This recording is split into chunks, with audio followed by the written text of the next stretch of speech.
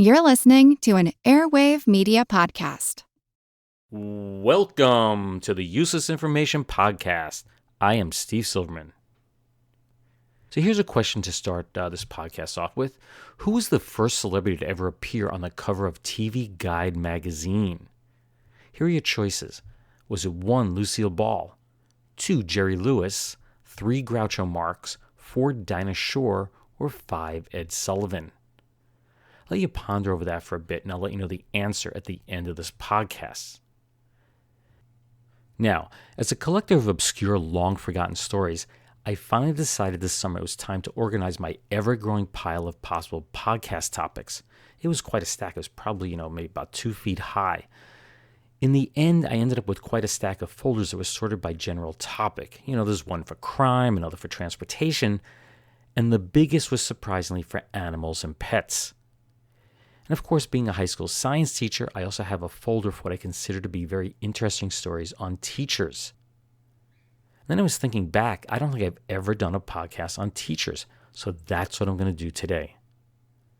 So about a week ago, I gave my friend and commuting partner, Barb, an overview of my 4 favorite teacher stories, and this is the one that was ultimately decided upon. So let me introduce you to someone I consider to be a great biology teacher, Miss Rose Freistatter. She studied hard, she passed all the exams required at the time for a teaching license, and she was very well liked by fellow teachers, administrators, and students. For 3 years, she served as a substitute teacher at the James Monroe High School in the Bronx. The chairman of the biology department, that's Mr. George C. Wood, gave her a glowing letter of recommendation. Quote, "It is with a distinct sense of satisfaction that I am able to recommend her to any position or work to which she may be assigned by her superiors." In other words, Rose Freistatter was everything one would want in a qualified teacher.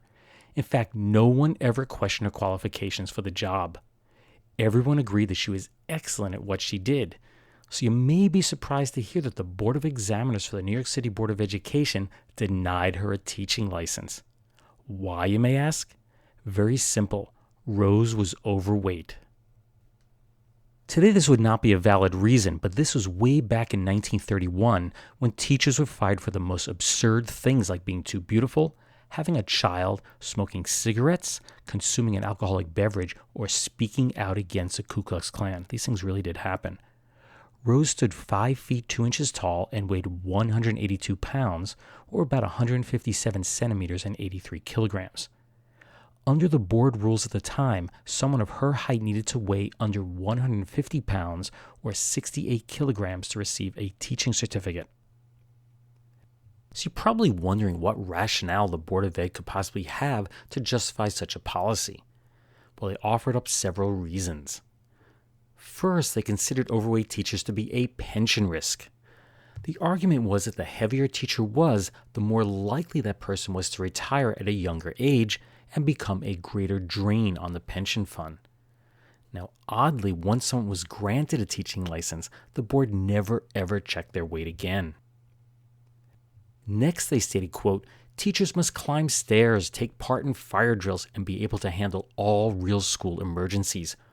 Overweight teachers are less likely to stand the strain of teaching." And lastly, and this is the really scary part, they felt that overweight teachers were not proper role models for the students, quote, "from an aesthetic point of view." Did any of these points really carry much weight with the public? Well, not really. The board had made its decision and they were adamant in their stance. It didn't matter what the public thought. They weren't budging. They did, however, agree to allow Rose an additional 6 months to get her weight down to the 150-pound maximum. Now, clearly she was unable to meet that goal, because if she had, there'd probably be no story to tell. Instead, the board received a letter from Rose that said she was only able to shed 22 of the needed 32 pounds that they requested she lose. Rose explained that her mom had fallen ill and that prevented her from devoting her entire attention to her weight loss. It didn't matter. The board refused to grant her an extension. It turns out they had been denying teaching licenses to both underweight and overweight teachers for the previous 10 years. So really, this was nothing new. Nearly all the teachers either gained or lost the mandated weight during that 6-month grace period, or they simply let their application slide. So let's move forward to May of 1935. This is after Rose had completed several years of substitute teaching, and she decided that she was going to be the one to challenge this unjust policy. 26-year-old Rose opted to appeal to the head honcho up in Albany, the New York State Commissioner of Education. Needless to say, the press had a field day with the story. It went national almost instantaneously. A reporter for the New York Times approached various faculty members of the Teachers College at Columbia University to get their thoughts on this question. Quote, "Do you think that in the teaching profession, efficiency decreases in inverse proportion to mass?" To which Professor N.L. Engelhardt replied, quote, "If you mean do I think the fatter a teacher is, the more inefficient he is, I do not. The fattest man I ever knew, President Taft, was also the best teacher I ever knew." Dr. Fannie W. Dunn commented, quote, "The teacher teaches with the brain, which is the seat of learning and personality." She continued, "There are good fat teachers and good thin teachers, and bad teachers of both types." But my favorite response was from Professor Dr. George S. Counts. While he understood the Board of Education's concern over the risks for hiring heavier teachers, he stated, quote, "But I think for the good of the children, teachers should die young, so fat teachers have the best of it." Aside from that, the matter of weight is entirely irrelevant to the question of efficiency in the classroom. I don't know about you, but I detect a bit of sarcasm in his reply. Charles Brownell, a health education professor, took the opposite stance. Quote, "The teacher should represent in body and mind everything that the child should want to become. Overweight is a defect, similar to any orthopedic defect, and should be classed as such." In the meantime, Rose's weight returned back to the 180 pounds that it was before. In an effort to lose the 30 pounds by August 28th, that was the day she was scheduled to appear before the state commissioner, she enrolled in a field course at the Cornell Summer School in Ithaca, New York. For 6 weeks, she rode horseback, hiked 10 miles or 16 kilometers, and played tennis each and every day. So how much weight did she lose from all of this exercise? Believe it or not, none. Zilch, nada. Instead, she decided to just stop trying. Quote, "I am not going to ruin my health trying to get thin to teach New York City school children." Her dad commented to a reporter, quote, "She's a sturdy, solidly built girl, and it would be dangerous to her health to reduce." It was also pointed out that her family was, quote, "long-lived," and that Rose was able to walk up 5 flights of stairs to their apartment at 1995 Davidson Avenue each and every day without any problem. From what I was able to piece together from the various news accounts, that August 28th hearing with the commissioner did not occur because Rose lacked proper legal counsel. So she secured the services of attorney Harry Mabel, and a new appeal was filed on October 15th with a hearing date scheduled for Wednesday, December 11th.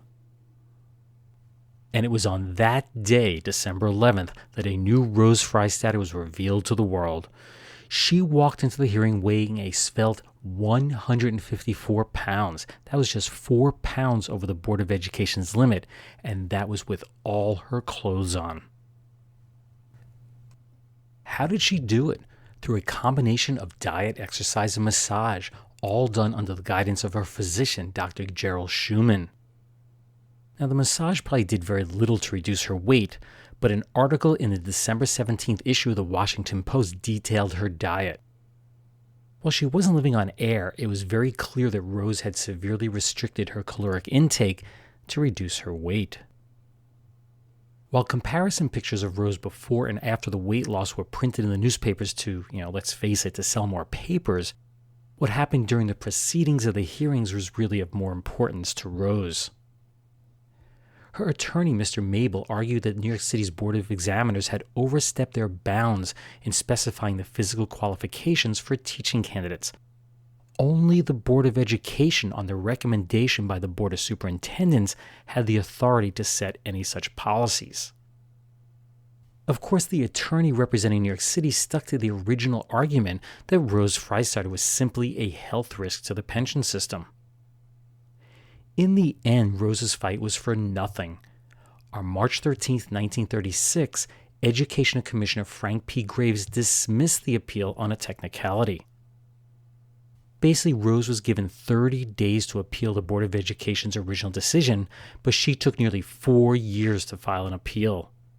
Quote, "The only reason advanced for this delay is her ignorance of her right to appeal. Under the circumstances, this is not sufficient cause." Rose was once again in the news in late July of 1937, but this time it was not for anything that she had done since her appeal was denied. Instead, the New York City Board of Education had received an application from a 23-year-old man named Joseph P. McDonald. He wanted to become a health teacher. The problem was he stood 6 foot 2 inches tall, that's 188 centimeters, and he tipped the scales at 287 pounds or 130 kilograms. So what did the board decide to do after the Rose Freistarter fiasco? Believe it or not, they granted him a teaching license after being told that he was, quote, "the perfect physical specimen." How ironic. Useless, useful, I'll leave that for you to decide. Say, kids, if you've been wondering how Rusty trains Rennie to do all those tricks, listen carefully. I'm going to let you in on the secret. First of all, keep the lessons short. Secondly, and most important, give him Milk-Bone Dog Biscuit as a reward. When your dog knows that he's going to get a reward of Milk-Bone for learning his tricks, well, you just watch how fast he learns. And Milk-Bone is good for your dog. It gives him the vitamins, minerals, and proteins that he needs for good health. In fact, Milk-Bone Dog Biscuit is packed with more energy per pound than prime beefsteak. But Milk-Bone does even more than supply your dog with the nourishment he requires. It gives him the chewing and gnawing exercise he should have for strong teeth and healthy gums, without the fear of dangerous bone splinters. So just ask Mom to get Milk-Bone Dog Biscuits in the famous red and yellow box the next time she goes shopping. It comes in 3 sizes, small, medium, and large. A size for every dog. All good dogs deserve Milk-Bone. That commercial for Milk-Bone Dog Biscuits is from the November 27th, 1955 broadcast of The Adventures of Rin Tin Tin. This particular episode was titled The White Buffalo. As a side note, one of my favorite books of the past several years was Rin Tin Tin, The Life and Legend by Susan Orlean. It's highly recommended if you're looking for a good book to read, and you don't have to be into dogs either. Milk-Bone Dog Biscuits were first marketed back in 1908 by the F.H. Bennett Biscuit Company, which was located in New York City. The bone-shaped treats were stamped with the initials MMB, which stood for the Maltoid Milk Bone, its original name. The last mention I could locate of the name Maltoid in its advertisements was back in January of 1915. After that, it was shortened to the more familiar Milk Bone. The original Maltoid treats came in 2 sizes, one for adults and a 2/3 size for puppies. The company was acquired by the National Biscuit Company, which of course we know by the name Nabisco today, in 1935. The company was then sold to Del Monte in 2006, which divested all of its pet products under the Big Heart pet brands in 2014. Last year, Big Heart was purchased by Smuckers. What I found most interesting is that the entire line of Milk-Bone biscuits is manufactured in Buffalo, New York, which in 2009 became Del Monte's first landfill-free facility. So here are a few more stories about teachers who lost their jobs for unusual reasons. Now, if you thought I was kidding that a teacher could be fired for being too pretty, just check out this headline from the November 18, 1906 issue of the Hammond Lake County Times. Quote, "Ms. McGraw pays penalty. Teacher who is too attractive dropped by the Board of Education." It seems that Genevieve McGraw was asked to resign from her teaching position in Hammond, Indiana by Superintendent C.M. McDaniel. From what I can piece together from the various newspaper stories, McDaniel received numerous complaints about Miss McGraw's life outside the school, and he had no choice but to fire her. The exact nature of what she did wrong was never revealed, but was hinted at with claims that she was both too pretty and too popular. The public felt that she had been wronged, and numerous people, including many of her students, asked the board for her reinstatement. But that did nothing to change the decision. The superintendent asked the board to pay Ms. McGraw the $16, which is about $425 today, to pay her the $16 that was owed to her for her services, and then she handed in her resignation. My guess is that there was a little bit more to the story than just being too pretty. In our next story, on November 29th of 1911, the New York City Board of Education barred 4 young teachers from the classroom because their young children had caused them to be absent from school far too many times. As a result, a new policy was put into place that forbid women with young children from being teachers in the New York City school system. Should a woman have a child while employed by the district, she was given only 2 options. 1, resign from her position, or 2, be fired. If a woman chose to resign, she could apply to be rehired once her children had grown. But if she opted to let the Board of Education terminate her employment, then she could never, ever work for the New York City school system again. It was pointed out in the article that it was an existing policy of the school board never to hire married female teachers, that is, unless their husbands were mentally or physically unable to support them. Now, they could marry after being hired, but clearly, based on this new regulation, they could not retain their position after giving birth to a child. Chairman of the Elementary Schools Committee, Abraham Stearns, stated, quote, "A married woman's proper sphere is the home if she has a family. A woman who has infant children to rear has no business trying to take care of these and at the same time teach school." He continued, "A mother places her children first, just as the Board of Education places first the children it provides for." And in our last tidbit for today, Mary S. McDowell started working for the New York City school system on January 29th of 1905, and she was considered by all to be a great teacher.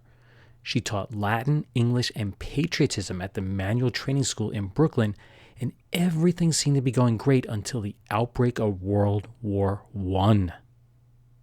All teachers in public schools were required by law, the so-called Lusk laws, to sign a loyalty pledge to demonstrate their patriotism and support of democracy. But Ms. McDowell refused to sign the pledge, and that's because she was a Quaker, and her religious beliefs prevented her from taking any part in the war effort. Surprisingly, fellow teachers reported her refusal to the Board of Education, and she was brought up on charges of, quote, conduct unbecoming of a teacher. On June 19, 1918, in a 4-0 ruling, the board terminated her employment. For the remainder of the war, she was unable to find suitable work. When the war ended, the Lusk laws were repealed, and in June of 1923, the Board of Education agreed to reconsider her case. On July 11, 1923, they unanimously agreed to reinstate Miss McDowell to her position at Manual Training High School. At the beginning of the podcast, I asked you who was the first celebrity to ever appear on the cover of TV Guide magazine. So I decided to go out and ask some of my friends to see what they had to say. Ed Sullivan. Groucho Marx. Groucho Marx. Lucille Ball. I'm going to guess Groucho Marx. Ed Sullivan. Lucille Ball. So there you go. Out of my small sampling, I had 2 for Lucille Ball, 3 for Groucho Marx, and 2 for Ed Sullivan. No one chose Jerry Lewis or Dinah Shore. In fact, some people didn't know who Dinah Shore was. So which one did you pick? When the first issue of TV Guide appeared on newsstands on April 3rd, 1953, the front cover featured a very large picture of a newborn baby named Desiderio Alberto Arnez IV, who is better known as Desi Arnaz Jr. Bright red bold lettering at the top simply said, Lucy's $50 million baby, with a smaller picture of his mom, Lucille Ball, in the upper right. Desi Jr. was delivered by cesarean on January 19, 1953, the same exact day that Lucy gave birth to her fictional baby Little Ricky on the classic show I Love Lucy. It has been estimated that 71.7% of all TV sets were tuned in to see that particular episode, which was called Lucy Goes to the Hospital. I have to admit, it's among my favorite episodes of any TV show of all time. It really is a classic. Lucille Ball appeared on the cover of TV Guide a record 40 times.